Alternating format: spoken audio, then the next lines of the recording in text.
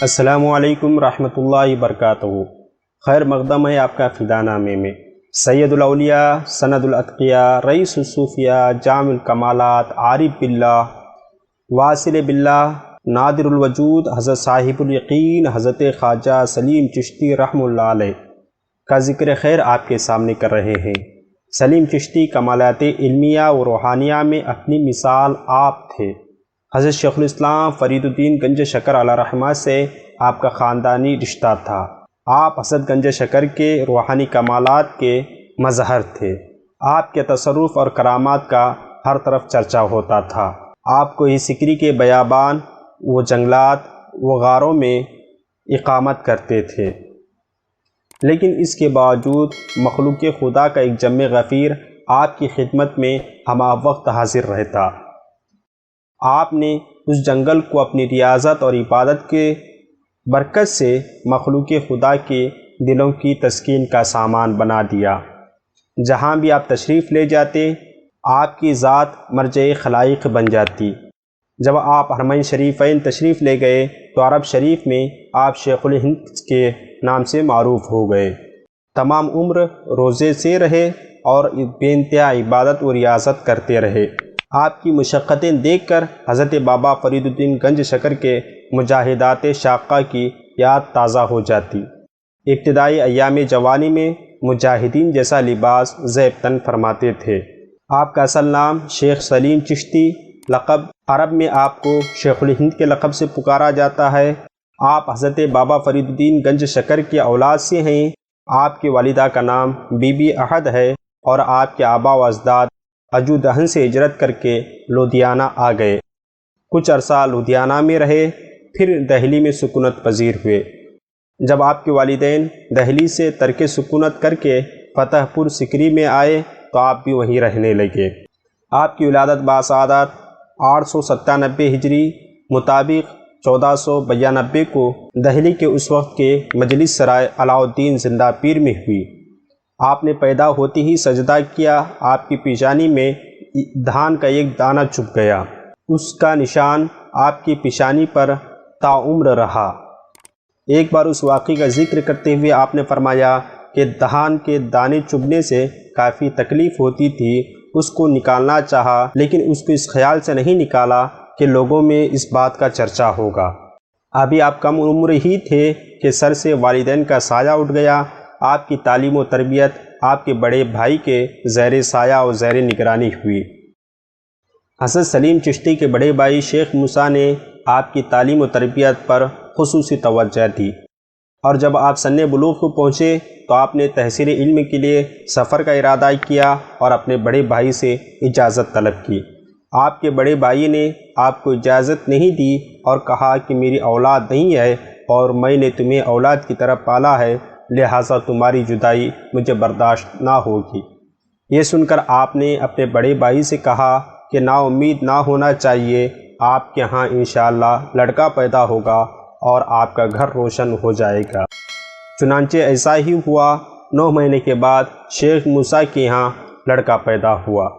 پھر آپ نے اپنے بڑے بھائی کی اجازت و رضامندی سے مزید تعلیم حاصل کرنے کے لیے فتح پور سکری سے سرہند تشریف لائے اور ملک العلماء شیخ مجد الدین سے علوم ظاہری کی تکمیل کی۔ جس زمانے میں آپ کا قیام سرہند شریف میں تھا، آپ کبھی کبھی قصبہ بدالی جاتے اور شیخ زین العابدین چشتی کے مزار سے فیوز و برکات حاصل کرتے۔ حضرت شیخ سلیم چشتی تمام علوم کے جامع اور کامل تھے۔ سیر و سیاحت کے دوران آپ نے بہت سے بزرگوں اور درویشوں سے ملاقات کی اور ان سے فیوز و برکات حاصل کیے۔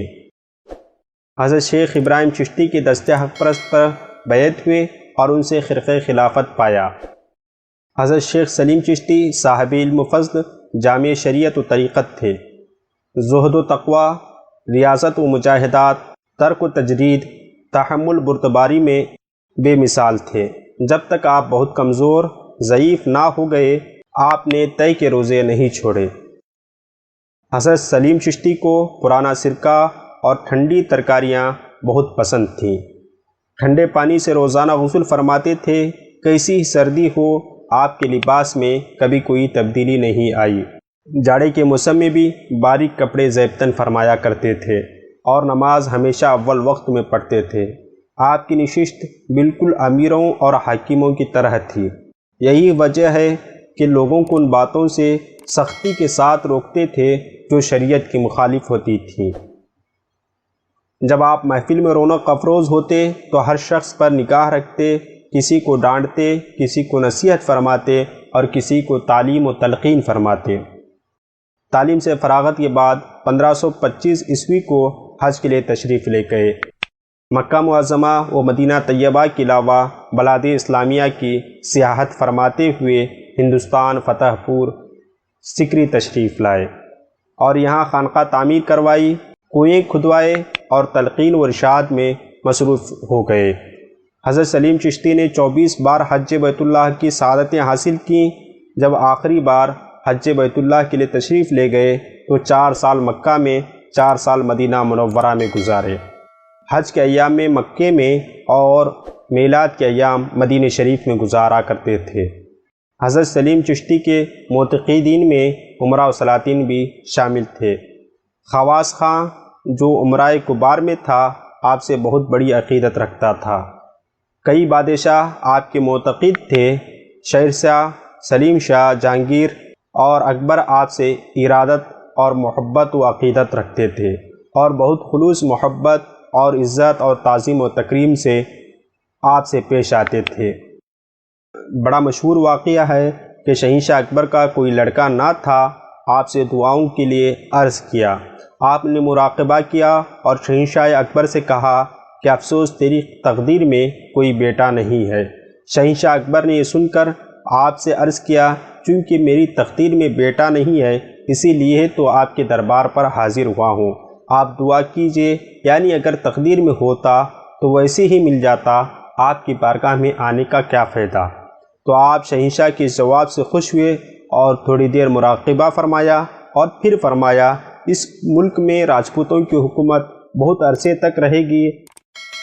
اچھا کل اپنی بیگم کو میری بیوی کے پاس بھیج دینا۔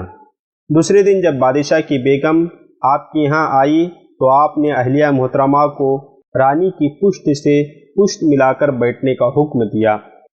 جب آپ کی اہلیہ محترمہ رانی کی پیٹھ سے اپنی پیٹھ ملا کر بیٹھی تو آپ نے اپنی چادر دونوں پر ڈال دی اور پھر اپنی اہلیہ محترمہ سے فرمایا کہ اپنا ہونے والا فرزند رانی کو دے دو۔ جب بادشاہ کے یہاں لڑکا پیدا ہوا تو آپ نے اس لڑکے کا نام اپنے نام پر سلیم رکھا۔